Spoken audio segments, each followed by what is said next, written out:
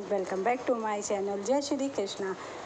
शिखंडी कौन थे, पुरुष या स्त्री? आखिर क्यों भीष्म ने शिखंडी के सामने आते ही हस्त शस्त्र रख दिए? इस कहानी से जानिए अपने हर सवाल का जवाब। महाभारत के अजेय महायोद्धा भीष्म पितामह को अर्जुन ने युद्ध के दौरान अपने बाणों से धराशायी जरूर कर दिया था, लेकिन उनकी मृत्यु का षड्यंत्र रचने में शिखंडी का हाथ था, जो भीष्म के अंत का कारण माना जाता है। आइए जानते हैं कौन है शिखंडी और क्यों करवाया भीष्म पितामह का वध। शिखंडी का जन्म काशी के राजा द्रुपद के यहाँ हुआ था, लेकिन उनकी कहानी उसके पूर्व जन्म से जुड़ी है।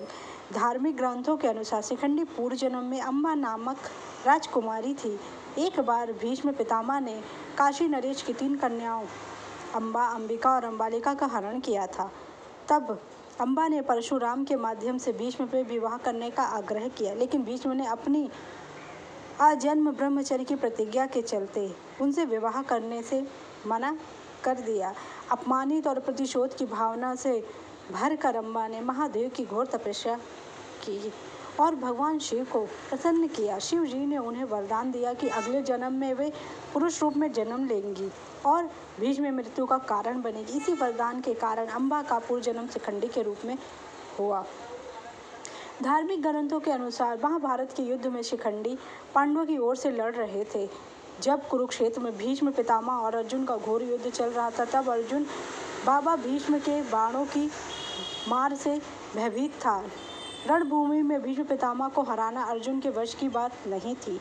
ऐसे में भगवान श्री कृष्ण ने मौका देखकर शिखंडी को भीष्म के सामने खड़ा कर दिया, क्योंकि शिखंडी ने उस दिन प्रण लिया था कि वह पांडवों को किसी भी हाल में जीवित नहीं छोड़ेंगे। तब भगवान श्री कृष्ण ने धर्मराज युधिष्ठिर को यह कहा कि आप जाइए भीष्म पितामह के सामने और उनका विजय श्री का आशीर्वाद लौटा दीजिए। जब भीष्म पितामह के सामने जाते हैं धर्मराज युधिष्ठिर, कहते हैं कि आप ले लीजिए, तब वो अपनी मृत्यु का पता बताते हैं। तब कहते हैं कि अगर कल शिखंडी अगर कोई स्त्री मेरे रास्ते में आ जाए तो मैं अस्त्र शस्त्र वहीं छोड़ दूंगा, मैं युद्ध नहीं करूंगा। यह बात जानकर दुर्योधन उनके पास आता है और बोलता है कि पितामह, आपने धर्मराज को क्या कहा? आज अर्जुन के रथ में शिखंडी क्या कर रहा है? तब भीष्म पितामह कहते हैं दुर्योधन को कि अगर तुम चाहते हो कि मैं युद्ध करता रहूं तो आज मेरे सामने शिखंडी को ना आने देना। तब वो पूछता है ऐसा क्यों? तब वो बोलते हैं कि शिखंडी एक स्त्री भी है, इसलिए शिखंडी को युद्ध के बीच में देखकर सब चकित हो गए, क्योंकि शिखंडी अपने जन्म से एक कन्या थी। भीष्म ने यह प्रतिज्ञा ली थी कि वह किसी स्त्री का पर शस्त्र नहीं उठाएंगे, इसलिए वह शिखंडी से युद्ध नहीं कर सके। अर्जुन ने इस अवसर का लाभ उठाकर भीष्म को अपने बाणों से छल्ली कर दिया। इसके बाद में भीष्म पितामह की बाणाशय्या पे गिर गए। इसके बाद भीष्म ने कृष्ण पर युद्ध धर्म के विरुद्ध आचरण करने का आरोप लगाते हुए एक स्त्री पर वार करने से मना कर दिया था। लेकिन शैया पर लेटने के बाद में भीष्म ने अपने प्राण क्यों नहीं त्यागे, जबकि उनका पूरा शरीर तीर से छल्ली हो जाता है, फिर भी वह इच्छा मृत्यु के कारण मृत्यु को प्राप्त नहीं होते। भीष्म यह भली भांति जानते हैं कि सूर्य के उत्तरायण होने पर प्राण त्यागने पर आत्मा को सद्गति मिलती है और वे पुनः अपने लोक जाकर मुक्त हो जाएंगे, इसलिए वे सूर्य उत्तरायण का इंतजार करने लगे। भीष्म ने बताया कि वे सूर्य के उत्तरायण होने पर ही शरीर छोड़ें, क्योंकि उन्हें अपने पिता शांतनु से इच्छा मृत्यु का वर प्राप्त था और वे तब तक शरीर नहीं छोड़ सकते जब तक कि वे चाहें।